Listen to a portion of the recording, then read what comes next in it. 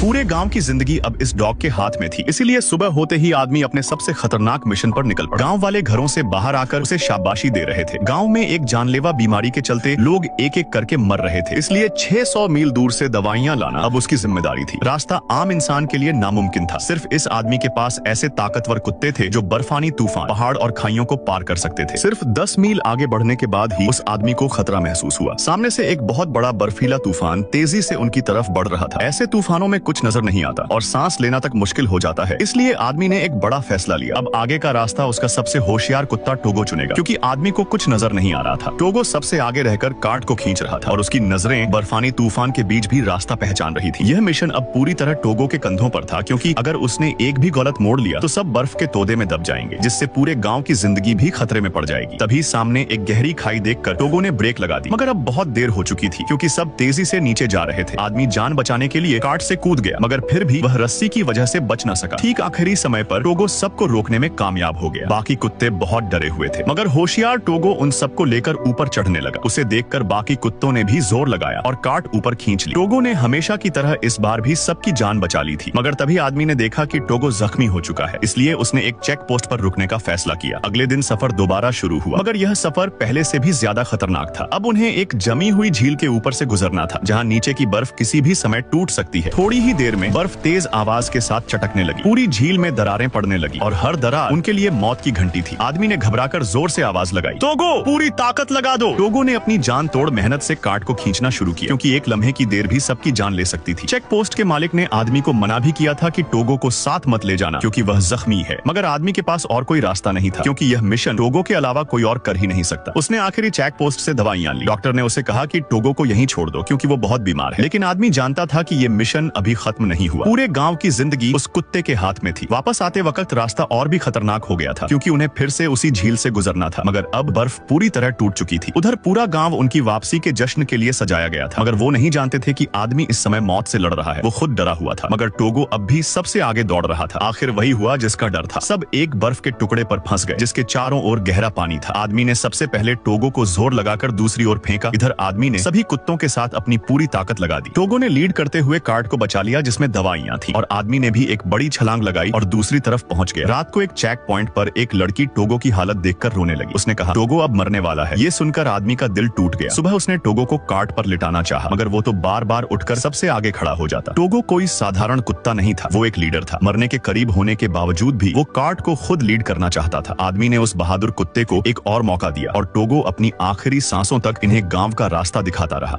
Aliens से बचने के लिए लड़की बहुत धीरे चल रही थी, ताकि हल्की सी भी आवाज न हो, मगर गलती से उसका पैर एक जाल से टकरा गया, जिससे शोर पैदा हुआ। यह आवाज उनकी जान लेने के लिए काफी थी, इसलिए सभी कोई सुरक्षित जगह ढूंढने के लिए भागने लगे। उनका शोर सुनकर एलियंस की खतरनाक आवाजें चारों तरफ गूंजने लगी। दूर से एक आदमी भी इन पर स्नाइपर से निशाना लगाकर बैठा था, क्योंकि ये लोग अपने साथ एलियंस को लेकर उसी ओर ही आ रहे थे, जिससे आदमी की अपनी जान को भी खतरा था। अब एलियंस की आवाजें और भी पास आने लगी। तभी एक लड़के का पैर आदमी द्वारा लगाए जाल में फंस गया। दर्द इतना ज्यादा था कि लड़का खुद को कंट्रोल ही न कर पाया। माँ ने उसके मुंह पर हाथ रखा, मगर अब तक बहुत देर हो चुकी थी। एक बड़ा एलियन लड़के की चीख सुनकर उसी ओर ही आ रहा था। तभी एक लड़की ने अपने साथ रखी मशीन ऑन की, जिससे खास फ्रीक्वेंसी का साउंड प्रोड्यूस होने लगा। मशीन की यह आवाज सुनकर एलियन अपनी जगह पर ही रुक गया, जिसे देखकर स्नाइपर बहुत हैरान था। तभी महिला ने अपनी गन लेकर एलियन को टपका दिया। अब आदमी उन्हें शूट ही नहीं कर पाया, क्योंकि उसने पहली बार कोई इंसान देखा जिसने एक एलियन को ही मार दिया। अब बाकी एलियंस भी गोलियों का शोर सुनते हुए वहाँ पर आने वाले थे, इसीलिए ये लोग एक बिल्डिंग में चले गए। मगर तभी उस स्नाइपर ने महिला के मुंह पर हाथ रखा, क्योंकि इनके पीछे ही एक बड़ा सा एलियन दीवार पर रेंग रहा था। ये लोग उससे बचते हुए बिल्डिंग के अंदर गए, मगर अब एलियंस ने इनका गुप्त ठिकाना देख लिया। इन एलियंस से लड़ना बेकार था, क्योंकि अगर वे किसी एक एलियन को मार भी दें तो उसका शोर सुनकर हजारों एलियंस वहाँ पर आ जाते हैं। इससे पहले कि सभी उसका शिकार बनते, आदमी ने इन्हें एक बंकर में छुपाकर अंदर से दरवाजा लॉक कर दिया। एलियंस से बचने की यह सबसे सेफ जगह थी, मगर बंकर का ऑक्सीजन अब खत्म होने वाला था, इसलिए आदमी ने महिला से कहा कि कल सुबह होते ही वह यह जगह छोड़कर चली जाए। मगर कल सुबह इन्हें लड़की का खत मिला, जो यह जगह छोड़कर जा चुकी थी। लड़की का ख्याल था कि उसकी खास फ्रीक्वेंसी वाली मशीन एलियंस को हरा सकती है। उसकी माँ ने आदमी से अपनी बेटी ढूंढ लाने को कहा, मगर वह किसी ऐसी बेवकूफ लड़की के लिए अपनी जान खतरे में नहीं डाल सकता था, जो अकेली ही बाहर चली गई है। एलियंस की तलाश में लड़की एक ट्रेन के पास पहुंची। उसने जब ट्रेन के अंदर जाकर देखा तो आत्मा ही कांप उठी। चारों तरफ इंसानों की सड़ी हुई लाशें बिखरी पड़ी थी। तभी उसे एक फर्स्ट एड बॉक्स दिखा। लड़की ने उसे उठाने के लिए हाथ बढ़ाया, मगर तभी एक लाश उसके हाथ पर गिर गई। लड़की की चीख निकली जिसे सुनकर एक एलियन वहाँ पर प्रकट हुआ। उसने जल्दी अपनी मशीन चालू की जिसकी आवाज सुनकर एलियन को बहुत दर्द होने लगा, मगर मशीन की आवाज बहुत धीमी थी। इसलिए लड़की ने एलियन पर गोली चलाई, मगर उसका शरीर बहुत कठोर था। एलियन उसे मारने ही वाला था कि पीछे से किसी ने एलियन पर गोली चला दी। यह वही आदमी था जिसने पहले भी इनकी जान बचाई थी। अब गोली की आवाज सुनकर वहाँ हजारों राक्षस आएंगे, इसलिए वह लड़की को लेकर दूर एक दुकान में छिप गए। आदमी ने इशारों से कहा कि हम रात यहीं बिताएंगे। अगली सुबह जब लड़की उठी तो आदमी गायब था। वह उसकी मशीन और गन लेकर वहाँ से जा चुका था। अब वह अकेली ही इस सुनसान जंगल में फंस गई। लड़की को लगा शायद आदमी ने उसे धोखा दिया, मगर तभी